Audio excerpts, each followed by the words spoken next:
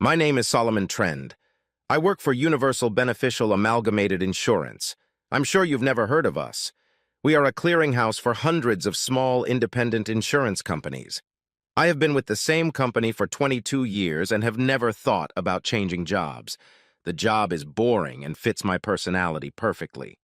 Don't get me wrong, I'm not unhappy or discouraged. I'm just not very motivated. My personal life is a lot like my career. I have been married for 23 years and have twin daughters, Rose and Iris, who attend Albright College. I also have a 4-bedroom house with a huge mortgage that I used to pay for my college tuition. My wife, Marcy, never worked and never wanted to work. Our income was adequate, but nothing more. Despite this, I managed to save about $40,000 over the years. My marriage was always warm. I waited and hoped for more. I tried all the usual techniques to revitalize the relationship, but nothing worked. Today, I found out why. It was a normal day at UBI, boring as hell. It was after lunch when the phone rang. It was my wife's cell phone. She very rarely calls me at work, so I was interested. "Hi, Solomon, old buddy. How are you doing? I haven't heard from you in a while." "Yes. Who is this, and why are you using my wife's cell phone?" "This is Brad, Solomon. Brad Mercer. You remember me, don't you? I'm the guy you stole Marcy from. What was that, about 25 years ago?" Of course I remembered. I didn't steal her. He'd left town, and I'd picked her up after he left. I would never steal another man's girl. In my mind, she was fair game. "Yes, I remember, but I'd still like to know what you're doing with her phone." "Well, Solomon, it goes like this. I was in town on business and called her. We met for lunch. Then one thing led to another, and we ended up in my hotel room. She's taking a shower now, so I thought I'd have a chat with you." "What the hell are you talking about?" "She said she wanted to get cleaned up before she went home so you wouldn't be upset. You want to hear something funny, Solomon? Listen to this." There was a short pause, and then I heard the sound of some kind of motor running. I couldn't make out what it was. "Did you hear it, Solomon? It was a hairdryer. Can you believe it? I asked her to meet me for lunch, and she brought a mini hairdryer with her. What does that tell you, Solomon?" "What do you want, Brad? Why are you calling?" "I just want to thank you for stealing my girl. How does it feel to know I'm better than that anyway?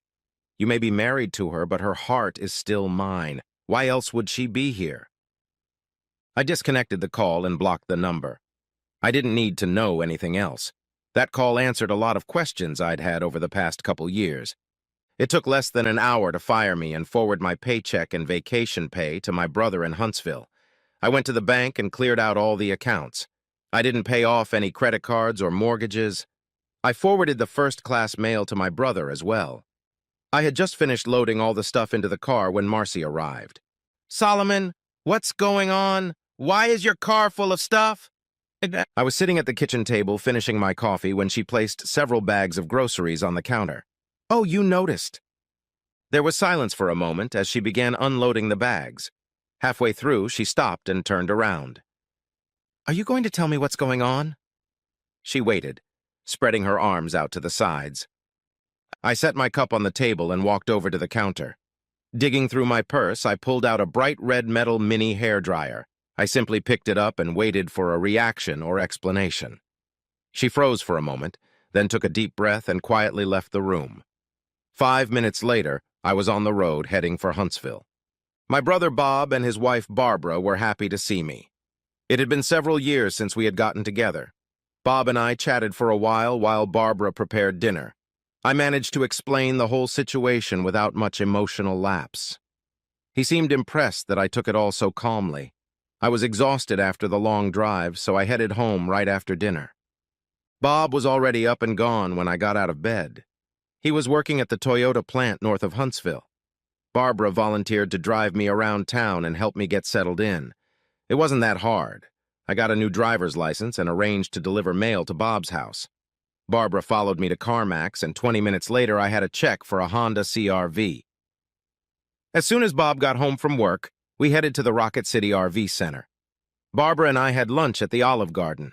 I wasn't too picky, and after several hours I finally settled on a small Rialta. It was prepared for me the next day. The sales rep spent several hours telling me everything I needed to know about the operation and maintenance of my new home. I took it as is, except that I had 4 new tires installed.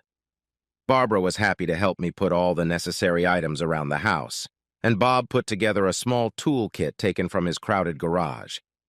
The next morning, I left. There was no plan. There was no destination. Whatever happened, it happened. Wherever I ended up, that was where I was meant to be. That's not to say that I didn't prepare for possible situations. I behaved lightly, but I wasn't careless or stupid. I avoided traffic jams. I avoided big cities during rush hours. I avoided bad weather. I didn't look for problems, but I tried to stay out of them. I spent the first 2 weeks just driving. I was an avid follower of the 15 free parking lots for nomads and figured I'd try them all by the end of the year. The problem was that at this rate, I would soon use up almost all of my gasoline supply. Although I had nothing planned, I decided to look for some opportunity. It was the middle of July and I was in South Dakota. I had no plans. It just happened. I had always heard of Sturgis, but since I had absolutely no interest in motorcycles, I never thought about traveling there. The third place I stayed at offered me free parking, free food, and some money from under the table if I stayed the whole month. I had no bartending experience, so I spent the next 5 weeks working in the kitchen. Running the Clipper wasn't hard, and I even had the opportunity to work in the kitchen for a bit. It was a little hectic, but exciting. I was attentive and learned a few things in that short time. The convention was only 10 days long, but everything was active both before it started and after it was over. I was busy every day, all day long. It was exciting to say the least. By the end of the month, I felt qualified to cook most fast food meals, but I wasn't a chef. I lasted a week after it was over and then headed out west. 2 weeks later, I got a job cooking at a campground near Cody, Wyoming. Free parking, free food, and money under the table. How could I complain? After 3 months, the weather started to get a little chilly and I left, promising to return the following spring. They were happy, and I got a lot more experience and some more money for traveling. The last sign I saw said something about the Shoshone National Forest, but I had no idea where the hell I was. It was a nice day, so I pulled into a spot that appeared to be set aside for parking. It was a nice neighborhood, away from the noise of traffic. Since I wasn't in a hurry to go anywhere, I decided to stay for a few days or until someone chased me away. That's when I met Micah. He came up to the camper while I was enjoying the sunset. He was a little rough for an old man, but he didn't look like a bum or a waif. "The coffee smells good. Do you have an extra cup?" "Yes, sir." I poured him a cup and pulled out a folding chair from under the Rialta. "My name is Solomon, like the king. And you?" "My name is Micah, not like any king I know."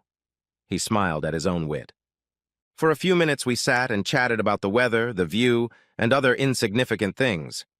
"Where's your car, Micah?" "I don't have one. I walked." "From where?" "From home." His short answers were beginning to irritate and frustrate. "Is it close?" "No, not really. I've been walking for 2 days." "Are you hungry?" "Yes, I could eat. Have you got anything on hand? I don't want to deprive you of food." One thing led to another, and eventually I fed Micah, and then he spent the night in the van. The next morning, we had a leisurely breakfast and chatted some more. "Micah, does anyone know you're here?" "Oh, yes, my granddaughter Ottilie. She knows where I am." "Isn't she worried?" "Why would she worry?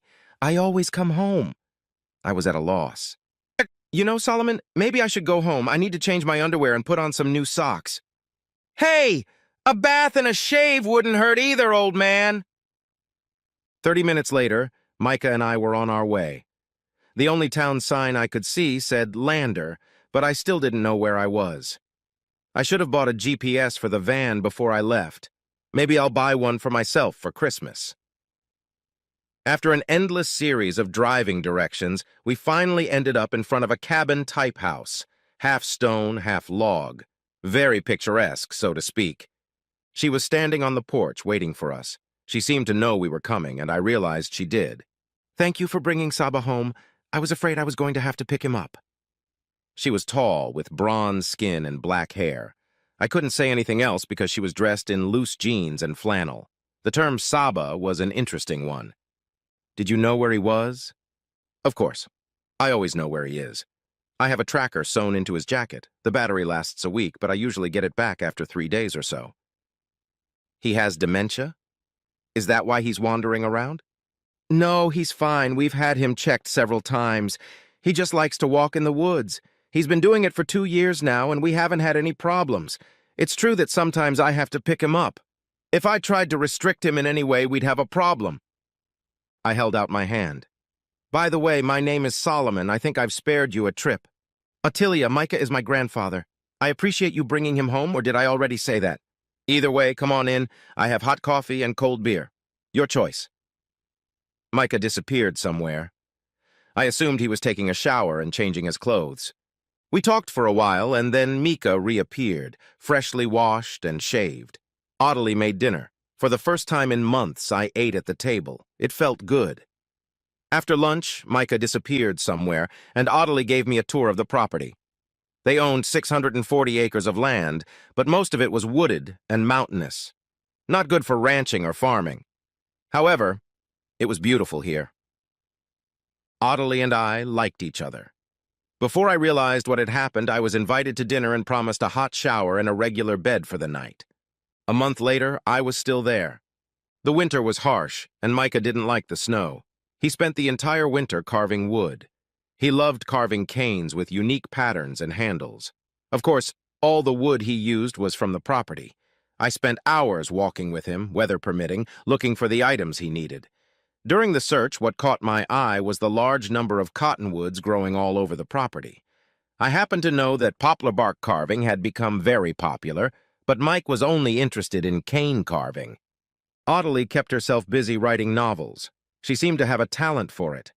Amazon and several other sites had over 35 ebooks on bodice rippers. She had developed a good audience, and new novels sold as soon as she posted them. They were cheap, but she was selling a lot of them. I made a living doing all the maintenance work on the house and outbuildings they so desperately needed. It seemed to be an ongoing project with no end in sight. The previous owners of the house had kept horses, so there was a full-size barn in the back of the house. Micah and Ottilie didn't like horses, so the barn was empty. I put the Rialta in the barn next to a utility vehicle that looked like it had never been used. It only took half a day to fix the ATV and get it up and running. I had a plan, but first I wanted to talk to Ottilie. Ottilie, we need to talk. She was working on her computer. Oh no! She leaned back in her chair, put the back of her palm to her forehead, and groaned. Naturally, I stood there with a confused expression on my face. Calm down, Solomon, it's a joke. I don't understand. Let me explain it to you. In all romance and erotic novels, when a couple has a problem of a sexual nature, they always have a conversation that starts with these 4 words. Usually one of them is going to tell the other about a dastardly deed he or she has done or is about to do. This great disclosure always leads to a rift between them. One of them is critically wounded, and the other is usually indifferent or vindictive, or something along those lines. It can go many, many ways. Oh, I just wanted to borrow an ATV. Well, that's a big disappointment. I was hoping for more. She smiled. Want a beer? Micah was sitting in front of the fireplace doing some wood carving. Ottilia had placed a chair with a tarp underneath to collect shavings. In the summer, she made him sit on the porch and do the carving. So, what do you need an ATV for? I spent the next hour explaining my plan to her. I had 3 distributors who were willing to buy all the poplar bark I could provide at wholesale prices. There was more wood on the property than we would ever need. We only harvested bark from dead trees, and there were so many on the property that there would be enough for many, many years. The only problem we encountered was shipping. There was no practical and economical way to ship the bark. Ottilie gave me her blessing to do whatever I wanted. She even agreed to have Micah help me. Micah was glad to have something to occupy his time. The delivery problem was postponed. After the cold weather passed, Micah and I had a few nice warm days to start our little project. We decided to tackle the easily accessible trees first. The biggest problem was that we had to go back to the barn often. The utility cart was not very roomy. Micah gladly took on the role of driver. Fortunately, the shed was large enough to hold everything we could pack. As the barn filled up, we cut down on the collecting. Micah and I slept well. Otelia and I never talked about ourselves or our situations. I didn't want to invade her privacy, and I think she felt the same way. It had been quite some time since I had left home, and I felt I should at least get in touch with my daughters. I didn't have a phone anymore, so I had to borrow Ottilie's phone. "Rosa, it's your father." They shared a dorm room, but I didn't know which one I would get. I recognized her voice. "Daddy, Daddy, is that you? My God, where the hell have you been? We were scared to death. Mom's freaking out. Are you okay?" "I'm fine, honey. Honestly, I'm fine. I just needed to get away for a while. I was afraid I might do something if I stayed. Didn't your mom explain that to you?" "Mom said she came home one day and was putting away groceries when you had a seizure and jumped out of the house. She said she hasn't seen you or heard from you since." "That's it? That's all she said?" "Yes. She sat idle for about 2 months, and then she went and got a job at the Target store to clean the shelves. They pay more for the night shift, and she needed the money. She doesn't pay her house payment and can barely pay her utilities. She said the bank was after her. Dad, what the hell is going on?" "Rose, I could try to get on the straight and narrow and tell you that your mother should tell you herself what happened, but it's a little late for that now. I don't want to be the bad guy, but your mother cheated on me." "Bullshit, I don't believe that. How do you know, and with whom?" "She spent the day having sex with an ex-boyfriend named Brad Mercer.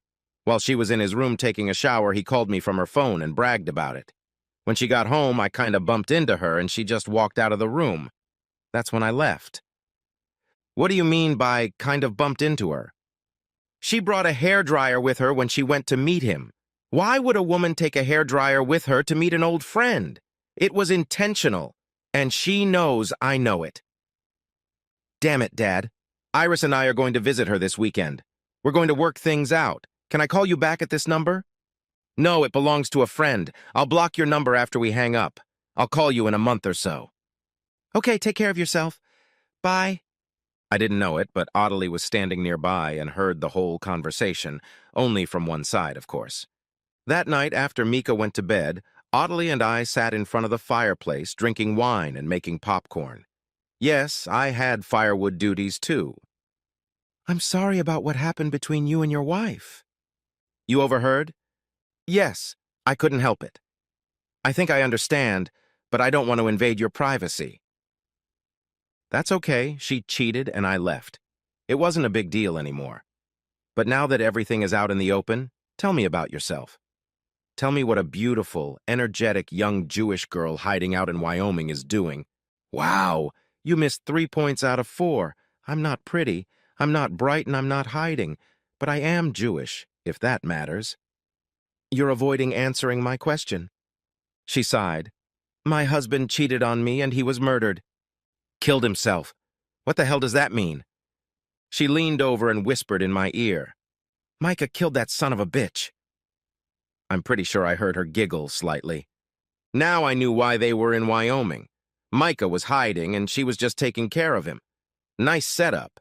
We still hadn't figured out the best way to send the gaunt tree. Perhaps it would be more accurate to say that we lost interest in trying to figure out a good way to ship the gaunt tree.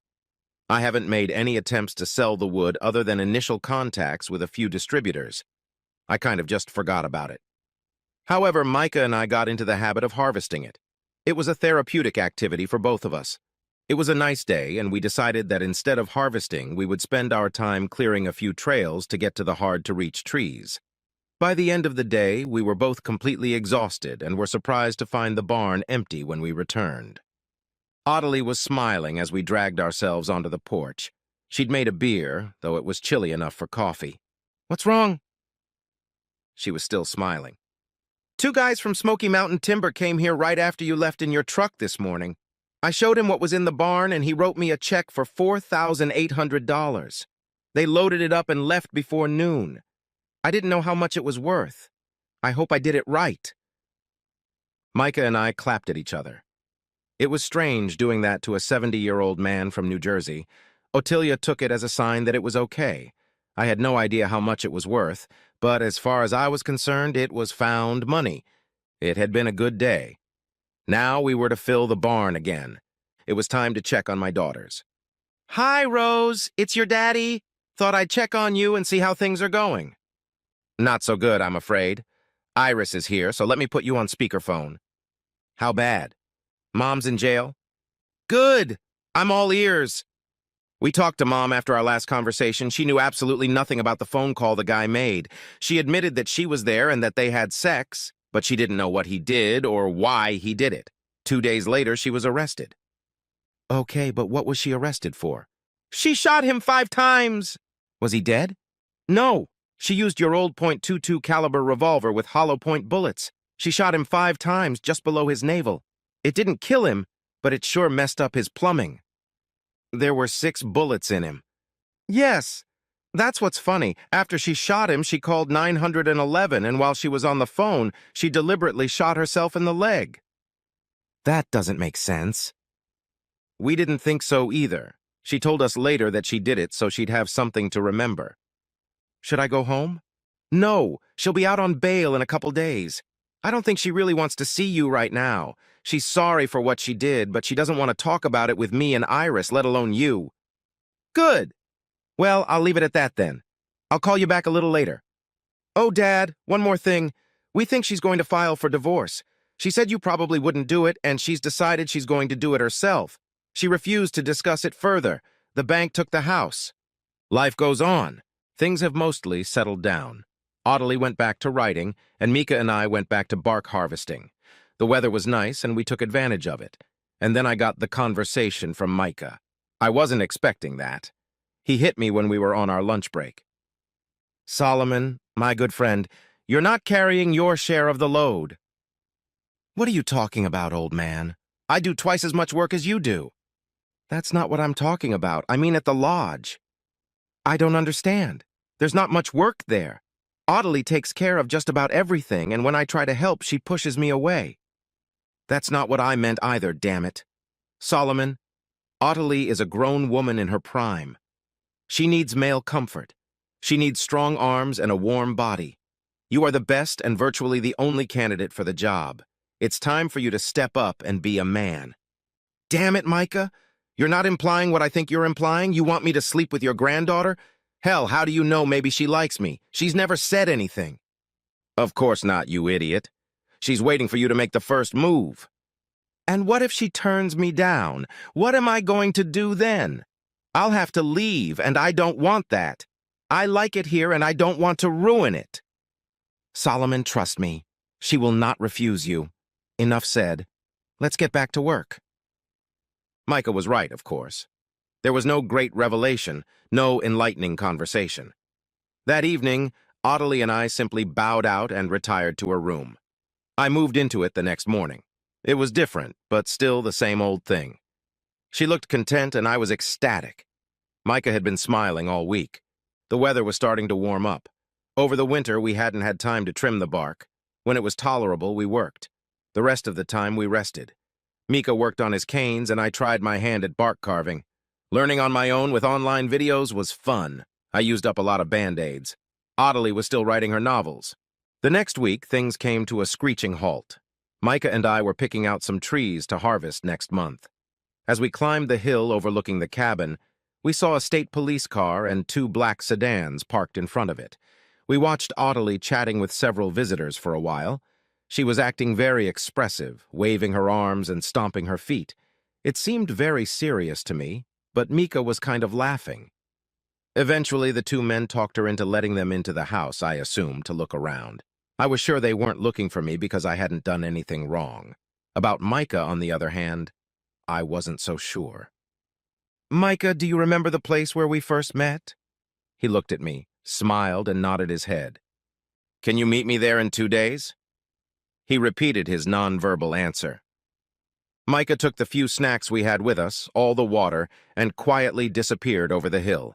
Hopefully, Audley had his GPS chip fully charged. I continued down to the lodge and played dumb mercenary. They were really looking for Mika. Attilia had no idea how they had tracked down his lodge. In addition to the local police, there were 2 representatives from New Jersey and 2 federal agents. It seemed Attilia's ex-husband was an important man. I have no idea why it took them so long to find Micah. They had gotten all the blood out of Attilia, but they weren't interested in me at all. That was nice. They left after a few hours, but they didn't look happy. Audley, however, was thrilled that I didn't take Micah with me. She didn't ask me where he was. I didn't offer to. We relaxed that evening and most of the next day. I assume you and Micah agreed on something? She phrased it as a question. I smiled and nodded. That was something I'd recently learned from an old man. Do you have his passport? She smiled, stood up, and left the room. A few minutes later, she returned with an Israeli passport and an envelope containing $10,000. Throughout the afternoon and evening, we checked several times to see if anyone was watching the lodge. There wasn't. The next morning, Micah was where he was supposed to be. He was hungry and a little chilled, but in good spirits. 15 hours later, I dropped him off at Regina International Airport. I offered to go with him, but he insisted that it would be better if he did it on his own. I was sure he would be put on the no-fly list in the States. After a good steak dinner, I settled into my room and got a good night's sleep. The following evening, I returned to the lodge. I called my daughters and learned that Marcy was now in Muncie and working from 5 to 8. They wouldn't go into details, nor did I ask them to. The good news was that I was no longer married. Some prisoner advocacy group had helped Marcy file the papers and finalize the divorce in less than 90 days. Reluctantly, I gave Rose the address of the lodge. I really needed that piece of paper, and I didn't see anything wrong with it. Since Micah refused to return to Wyoming for the wedding, Audley and I were married in Haifa. Micah gave us the ranch as a wedding gift.